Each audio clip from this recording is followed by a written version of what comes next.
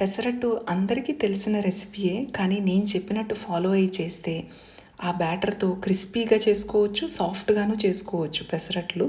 దీనికోసం 1 కప్పు పెసలు నానబెట్టుకోవాలి. అలాగే 1 కప్పు సగ్గుబియ్యం నానబెట్టుకుని ఈక్వల్ క్వాంటిటీ తీసుకుని అందులోకి కొంచెంగా అల్లము, పచ్చిమిర్చి, ఉప్పు, జీలకర్ర వేసి బాగా దోసపిండిలాగా మెత్తగా రుబ్బుకోవాలి. మరీ పల్చగా చేయొద్దు, ఇలా కన్సిస్టెన్సీ ఇలా ఉంటే సరిపోతుంది. ఇలా పెనం వేడెక్కాక మీకు క్రిస్పీగా కావాలి అనుకుంటే కనుక థిన్గా స్ప్రెడ్ చేసుకోండి. అదే సాఫ్ట్గా కావాలి అనుకుంటే కొంచెం థిక్గా స్ప్రెడ్ చేసుకుని మీడియం ఫ్లేమ్లో ఫ్రై చేసుకుంటే మనకి టేస్టీ పెసరట్టు రెడీ అండి. క్రిస్పీ దోశకైతే ఇలా ఆనియన్, క్యారెట్తో మీరు సర్వ్ చేశారంటే చాలా టేస్టీగా, హోటల్ కన్నా ఇంకా క్రిస్పీగా వస్తాయి. సేమ్ బ్యాటర్తో థిక్గా వేసుకుంటే మీకు సాఫ్ట్గా వస్తాయి దోశలు. ట్రై చేయండి. ట్రై చేస్తే ఎలా వచ్చిందో కామెంట్ చేయండి. వీడియో నచ్చినట్లయితే లైక్ చేయండి, షేర్ చేయండి, సబ్స్క్రైబ్ చేసుకోండి.